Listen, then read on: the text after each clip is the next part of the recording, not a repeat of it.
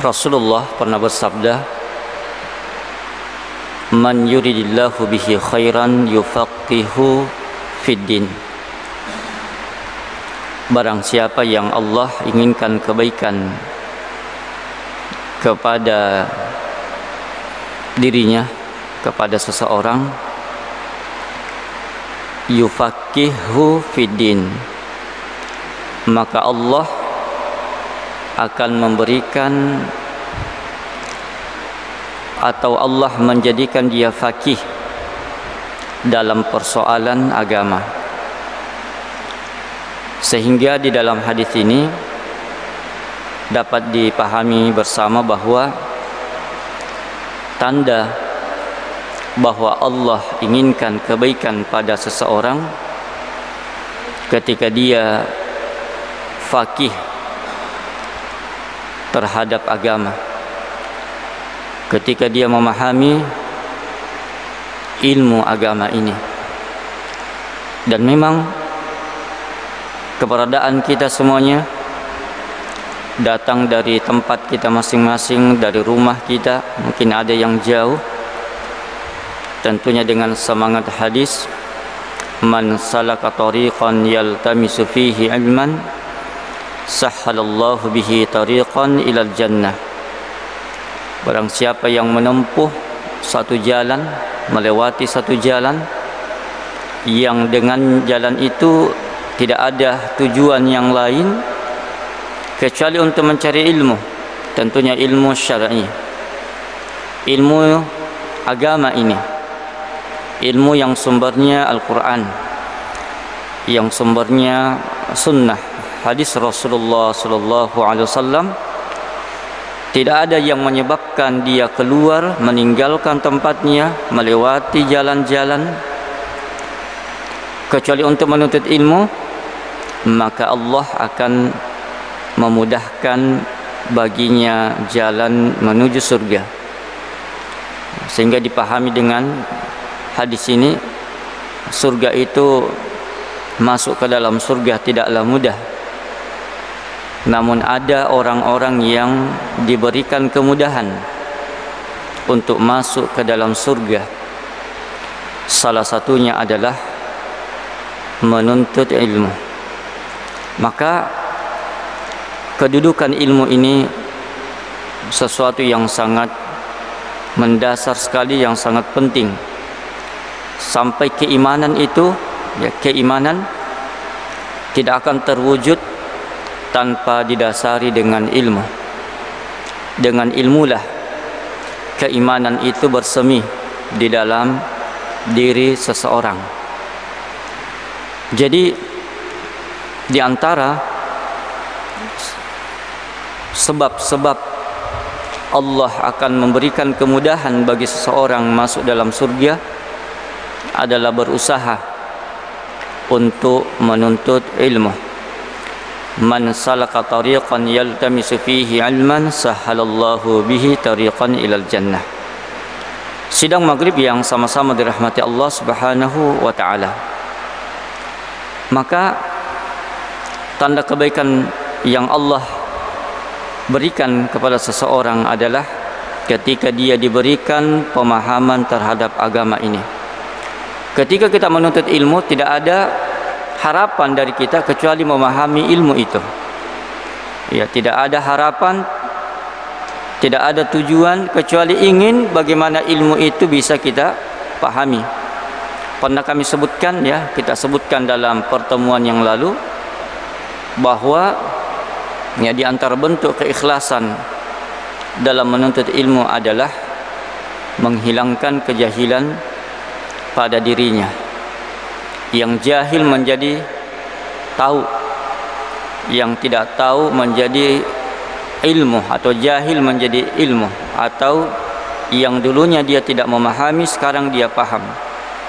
Ya, itu niatkan di dalam menuntut ilmu dengan berbagai macam bentuknya dalam menuntut ilmu, termasuk dalam majelis seperti ini, atau mungkin dia membaca atau dia mendengarkan ceramah dan sebagainya, niatkan agar apa yang dia dengarkan, agar apa yang disampaikan kepadanya untuk dia bisa memahami, yang dengan ilmu yang dia pahami itu dia bisa mengamalkan dengan baik, karena memang amalan itu membutuhkan ilmu.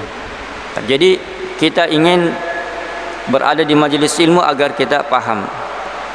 Makanya Rasulullah sallallahu alaihi wasallam mengajarkan doa tentang diberikan kemudahan atau memahami ilmu.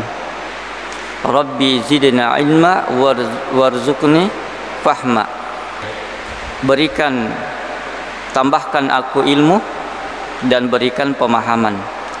Ilmu bertambah tapi diberikan juga pemahaman. Dan ini yang memang diharapkan. Sekian lama, semakin banyak majelis ilmu yang kita hadiri, ya, seharusnya memang ilmunya bertambah. Tentu harapan dari ilmu itu adalah dia bisa memahami. Karena apa? Karena dengan paham, dengan memahami ilmulah dia bisa mengamalkan. Karena ilmu yang tidak diamalkan juga menjadi hujjah nantinya, akan ditanyakan pada hari kiamat kelak terhadap ilmu yang dia dapatkan namun dia tidak mampu untuk mengamalkan. Jemaah maghrib yang sama-sama dirahmati Allah Subhanahu wa taala, kita meminta kepada Allah diberikan tambahan ilmu, tapi minta juga kepada Allah kemampuan untuk bisa memahami ilmu tersebut. Ya, upaya untuk memahami ilmu memang banyak jalannya, banyak caranya. Di antaranya adalah bertanya kepada ahlul zikr, ahlul ilmi, orang yang berilmu. Ya. Sidang maghrib yang sama-sama dirahmati Allah Subhanahu wa taala. Pernah juga kita sebutkan, ya, bahwa di antara hal yang bisa seseorang itu paham terhadap ilmu adalah ketika dia memperhatikan persoalan adab. Bil adabi tafhamul ilmah. Dengan adab engkau akan mudah memahami ilmu. Makanya kalau kita lihat, ya, sirah para ulama salaf kita terdahulu, perhatian mereka terhadap persoalan adab ini sangat besar. Mengapa? Karena sulit dipisahkan antara adab dan ilmu. Dan tentu kita masih ingat perkataan dari Imam Malik, ya, rahimahullah, yang dikenal sebagai Imam Darul Hijrah. Beliau mengatakan, ta'allamal adab qabla an tata'allamal ilmah. Belajar adab dulu sebelum engkau belajar ilmu. Ya, ini menunjukkan betapa pentingnya adab, sehingga beliau mengatakan kedepankan adab itu, belajar adab dulu. Ya, belajar etika, belajar kesantunan. Karena dalam persoalan ilmu ini tentu ada adab dia sebagai seorang penuntut ilmu, adab dia berada di majelis ilmu, adab terhadap ilmu itu sendiri, dan seterusnya. Maka harus, sekalipun mungkin perjalanan proses menuntut ilmu kita atau belajar terhadap persoalan ad-din ini, memahami ilmu ini, langsung mendapatkan ilmu, ya, berupaya, harus kita berupaya semaksimal mungkin untuk senantiasa memperhatikan atau menjaga adab-adab yang terkait dengan persoalan ilmu. Sidang maghrib yang sama-sama dirahmati Allah Subhanahu wa taala. Bahkan kita juga masih ingat apa yang pernah dikatakan oleh Ibnul Mubarak rahimahullah, ta'allama al-adaba 30 aman wa ta'allamna al-ilma 20. Kami itu yang mempelajari persoalan adab, masalah adab itu selama 30 tahun, dan sedang kami mempelajari ilmu itu selama 20 tahun.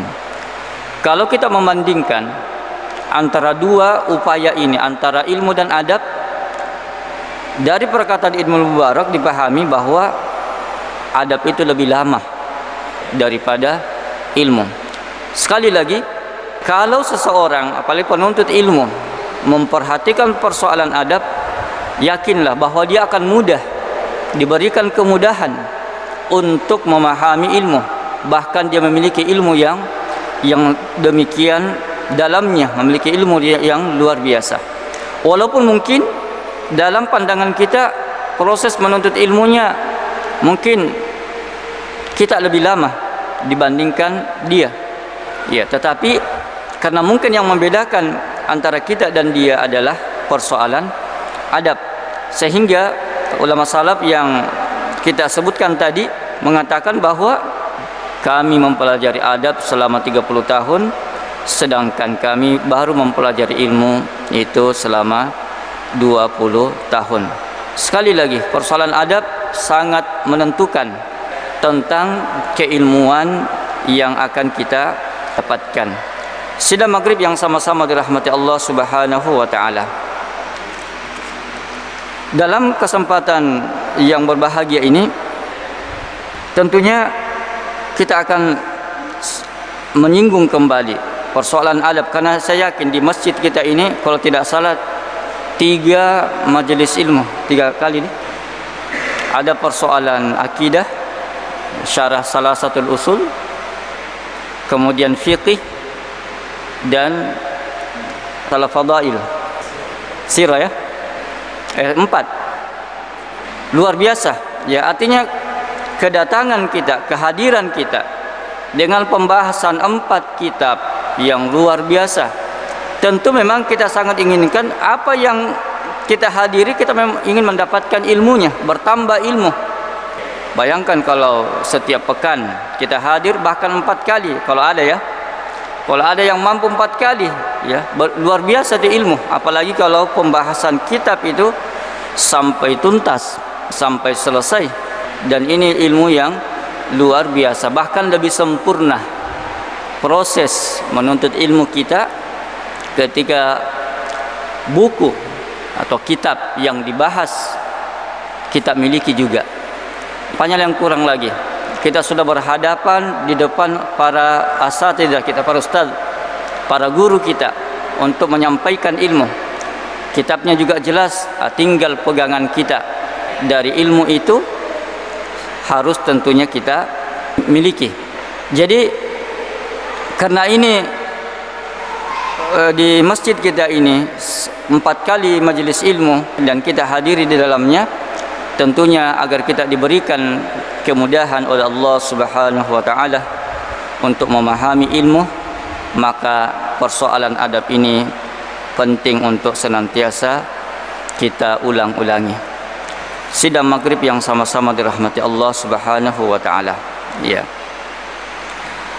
Kalau kita melihat, bahkan kalau kita mengingat kembali, ya, pelajaran dari hadis Jibril alaihissalam, ya, banyak sekali pelajaran di dalamnya. Mungkin para asatidzah kita sudah membahasnya di sini. Di antara sekian banyak, ya, pelajaran dalam hadis Jibril itu adalah di antara pelajarannya bahwa orang yang ingin belajar datang ke majelis ilmu. Coba lihat bagaimana malaikat Jibril di dalam penghabisan hadis, ya, penghujung hadis itu, Rasulullah mengatakan ketika bertanya kepada Umar, tahukah engkau siapa yang datang tadi? Cuma Umar mengatakan Allah wa Rasuluhu alam, Allah dan Rasul lebih tahu. Kemudian Rasulullah mengatakan fa innahu Jibril, itu Jibril, sesungguhnya dia Jibril datang kepada kalian mengajarkan agama kepada kalian.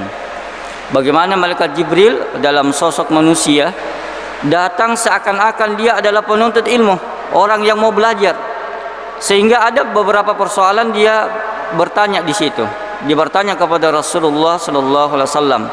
Namun di antara pelajarannya lah dia datang ke majelis itu, datang bahkan duduk dengan baik. Ia duduk dengan penuh adabnya di depan Rasulullah sallallahu alaihi wasallam. Kemudian dia bertanya beberapa hal. Jadi kalau mau ilmu datang ke majelis ilmu, hadiri, ketemu guru, perbaiki cara duduk. Itu diantara adab di situ, sehingga kita, ya, kenal, ya, masih mengingat perkataan dari Imam Malik yang terkenal, al-ilmu yu'ta wa la ya'ti. Al-ilmu yu'ta wa la ya'ti. Ilmu itu didatangi dan bukan dia yang mendatangi. Ilmu itu harus diusahakan. Al-ilmu bita'allum. Ilmu itu bisa didapatkan dengan cara belajar. Tidak ada yang serba instan. Tidak ada yang serba instan dalam proses menuntut ilmu. Langsung alim, langsung paham. Tapi butuh pengorbanan, butuh usaha, butuh perjuangan. Di antara usahanya dia harus keluar. Disitulah yang memotivasi kita keluar ke majelis ilmu, datang ke majelis ilmu adalah hadis yang tadi. Man salaka tariqan yaltamisu fihi ilman. Itu mendorong kita keluar, berusaha keluar ke majelis ilmu, bertemu guru, bermajelis, duduk dengan baik, dengan segala persiapan kita. Jadi pelajaran dari hadis itu adalah datangi ke majelis ilmu. Kemudian yang kedua adalah tentu ada guru. Dari hadis itu Rasulullah sallallahu alaihi wasallam dan bahkan para sahabat, guru mereka adalah Rasulullah sallallahu alaihi wasallam. Apakah salah orang belajar sekedar membaca buku? Ya tentu tidak salah. Tapi itu merupakan usaha untuk mendapatkan ilmu. Tapi kalau bicara tentang tradisi dalam menuntut ilmu, seseorang itu berusaha keluar ke majelis ilmu dan mempunyai guru untuk tempat dia mengambil ilmu atau bertanya berkaitan dengan persoalan-persoalan agama ini. Sidang maghrib yang sama-sama dirahmati Allah Subhanahu wa taala. Sekali lagi, penuntut ilmu tentunya mempunyai guru. Kalau kita berbicara bahwa kita memiliki guru, berarti ada hubungan antara murid dan guru. Dan tentunya di antara adab, ada yang disebut dengan adab kepada guru, di antara tentu adalah penghormatan, pemuliaan kepada guru kita. Siapapun orang yang kita ambil ilmunya, selama ilmu itu bersumber dari Quran dan Sunnah, sesuai dengan pemahaman salafus saleh, kita tidak pandang usianya. Mungkin ada yang lebih muda dari kita, selama dia menyampaikan ilmu, itu adalah guru kita. Bahkan ada yang mengatakan, sekalipun satu ayat, dua ayat yang kita dapatkan darinya, itu adalah guru kita. Dan tentunya senantiasa juga kita muliakan atau beradab terhadapnya.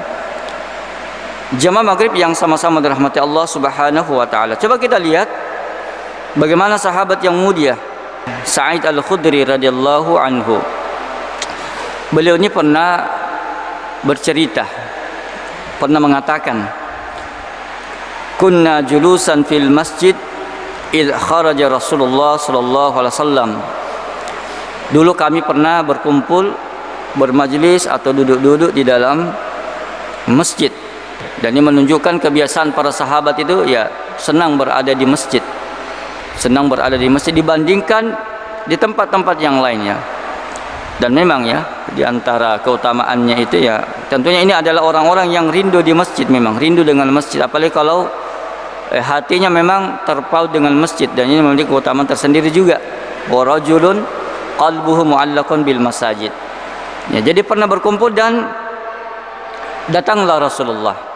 Keluarlah Rasulullah sallallahu alaihi wasallam dan beliau juga duduk di dalam majlis tersebut.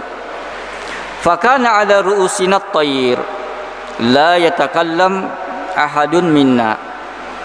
Beliau mengatakan seakan-akan di atas kepala kami itu ada seekor burung. La yatakallam ahadun minna. Tidak ada seorang pun berbicara di antara kami. Hadis ini diriwayatkan Imam Bukhari.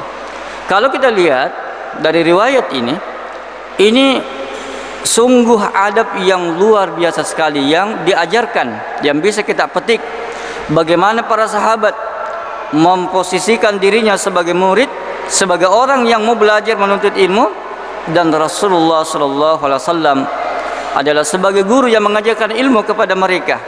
Mereka mampu untuk memposisikan dirinya sebagai murid, yaitu beradab di hadapan Rasulullah sallallahu alaihi wasallam.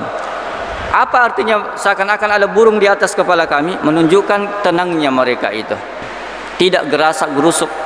Betapa fokusnya, betapa perhatiannya terhadap kepada Rasulullah sallallahu alaihi wasallam. Bahkan beliau mengatakan, la yatakallam ahadun minna, ya, tidak ada seorang pun di antara kami yang berbicara. Jamaah maghrib yang sama-sama dirahmati Allah Subhanahu wa taala.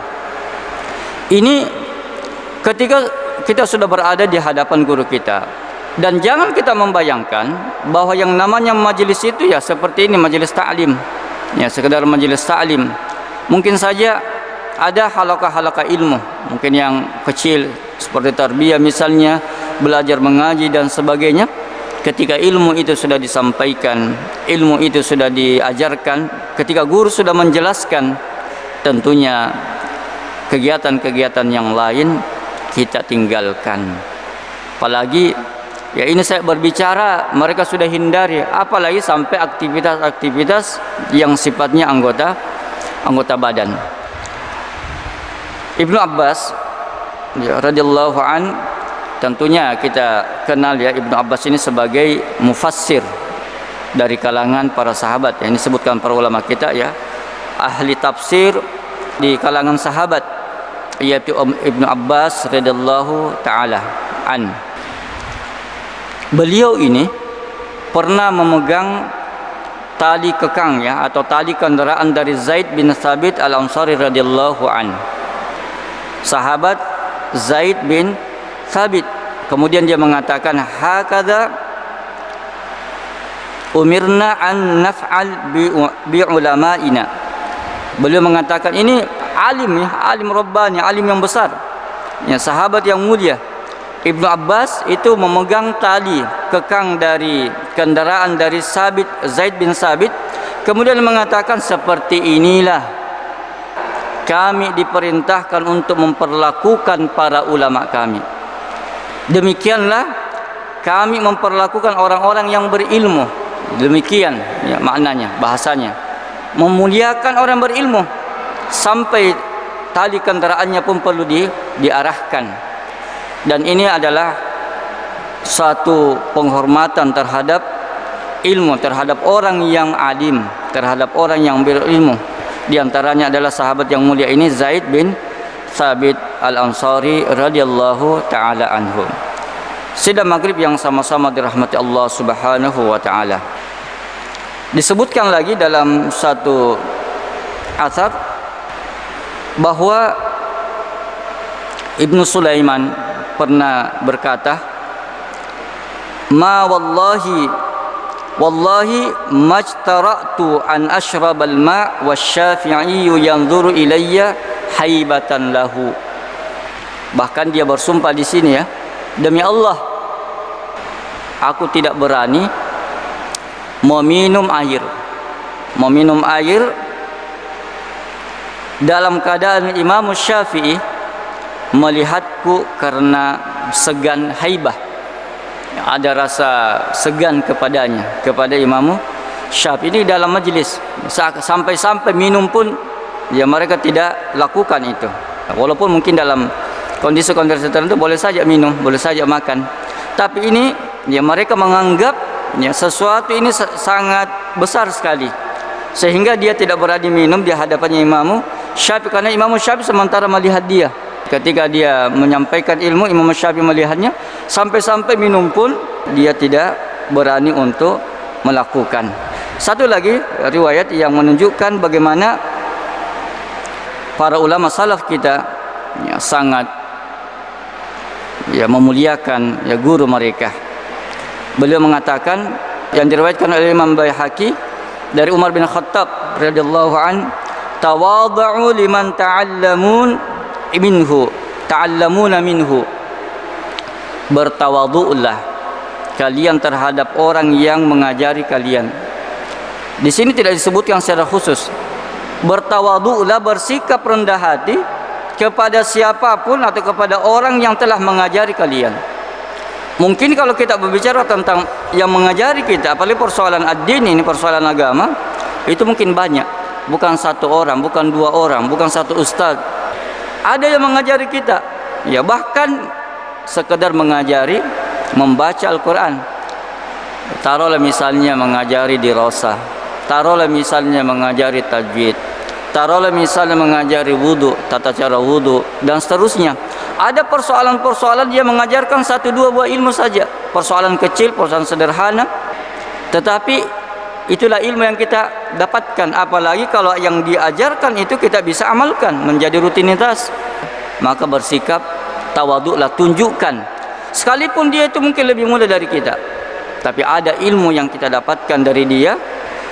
Tawadhu liman ta'allamuna minhu, bertawaduklah kalian terhadap orang yang mengajari kalian. Sidang maghrib yang sama-sama dirahmati Allah Subhanahu wa taala. Afwan, masih ada 2 di sini terkait dengan persoalan guru, dan ini penting ya, ini agak penting. Mengapa?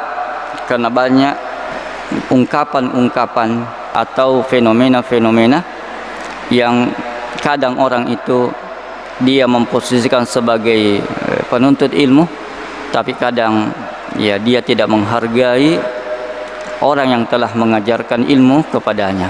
Walaupun satu ayat, walaupun satu huruf dari huruf-huruf hijaiyah itu yang merupakan huruf-huruf di dalam Al-Quran. Imam Syafi'i rahimahullah pernah mengatakan, kuntu asfahul waraqah baina yaday Malik safhan rafiqa haibatan lahu li'alla yasma'u li'alla. Dulu aku membolak-balikan kertas di depan Malik. Kita pahami bahwa di antara guru dari Imam Syafi'i adalah Imam Malik ya bin Anas rahimahullah.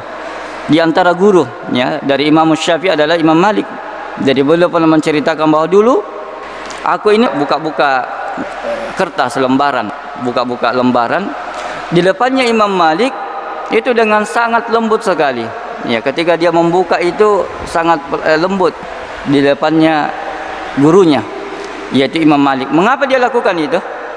Karena segan kepadanya, bahkan sampai dia mengatakan sampai dia tidak mendengarkan itu lembar bunyi-bunyi. Kenapa Imam Syafi'i lakukan itu? Ketika dia membuka lembaran di depannya Imam Malik dengan betul-betul sangat lembut ya, sangat pelan, dia mengatakan karena segan kepadanya dan supaya dia tidak mendengarkan. Coba lihat bagaimana tingkat ya, tingkat adab itu kepada guru, sampai-sampai memperdengarkan saya suara kertas dia segan. Tentu kita pahami ketika sudah membuka kertas itu tentunya kitab ya, ilmu, lembaran-lembaran ilmu. Sampai-sampai ketika dia sudah berada di hadapan gurunya, jangan sampai didengar itu bunyi-bunyi. Bagaimana dengan kondisi kita? Seakan-akan semuanya sudah terdengar. Mungkin kita anggap ini sesuatu yang biasa, kecil, tapi inilah adab. Bayangkan kalau persoalan-persoalan ini mereka sangat perhatikan, apatah lagi persoalan-persoalan yang lebih di atasnya dari persoalan adab itu. Makanya perkataan yang sangat luar biasa tadi ya, yang disebutkan oleh masalah tadi ya, bil adabi tafhamul ilma. Iya, dengan adab itu engkau akan mudah memahami ilmu. Sidang maghrib yang sama-sama dirahmati Allah Subhanahu wa taala. Saya sebutkan lagi persoalan adab di sini terkait dengan bagaimana ketika kita sudah berbicara. Ini kan tadi cuma persoalan-persoalan sikap saja, sikap kita di hadapan guru kita. Lantas bagaimana kalau kita sudah ini berbicara dengan guru kita, di depan guru kita? Disebutkan bahwa Imam Abu Hanifah jika berada di depannya Imam Malik, coba bayangkan ya, Imam Abu Hanifah sekalipun beliau ini tentunya lebih di atas dari imam-imam yang lain, Imam Abu Hanifah pun jika berada di depannya Imam Malik itu seperti apa? Seperti seorang anak di hadapan bapaknya. Siapa tidak kenal ini dengan Imam Abu Hanifah? Bahkan ada yang mengatakan dia ini ketika diurutkan dari imam mazhab yang 4 dia yang pertama. Tetapi dia disebutkan ketika dia sudah berada di depannya Imam Malik, dia seperti anak di hadapan ayahnya.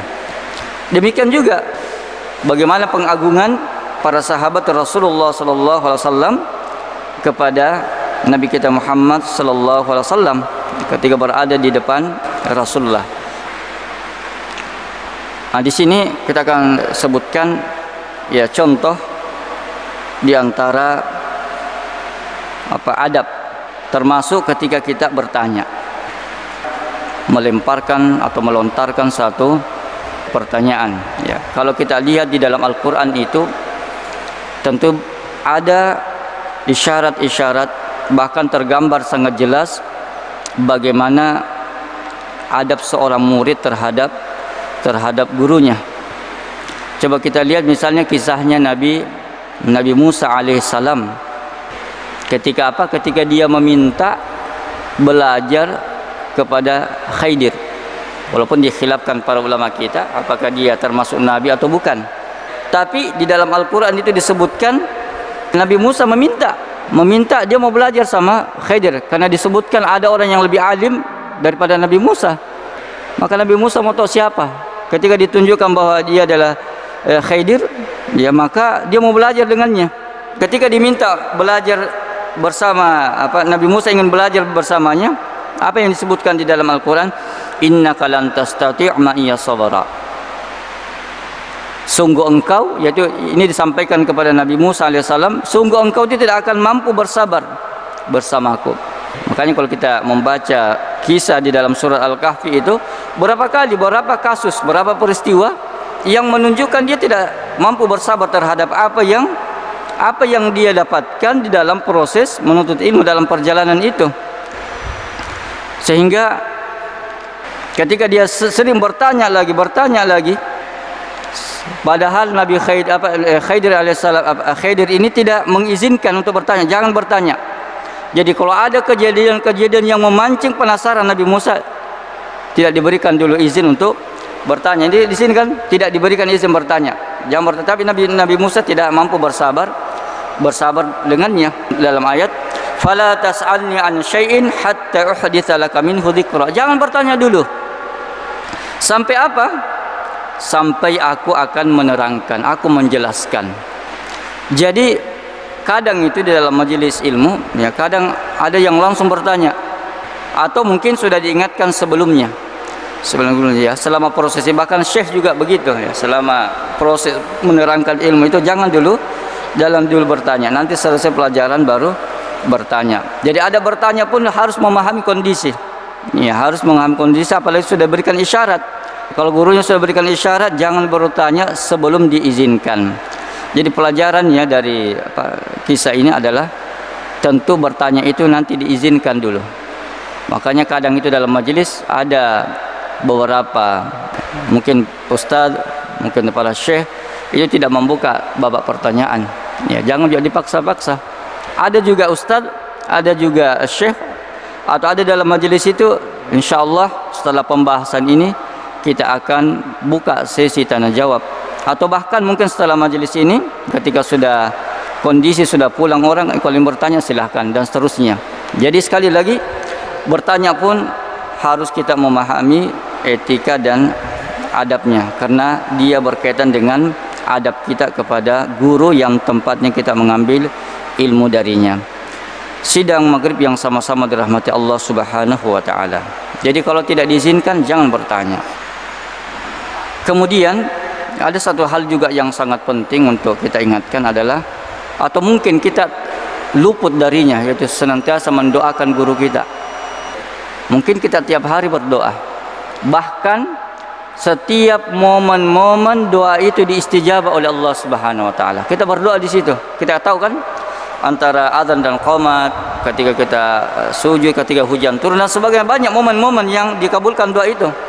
Jangan lupa selipkan di dalam doa-doa kita mendoakan guru kita yang telah kita mengambil ilmu darinya.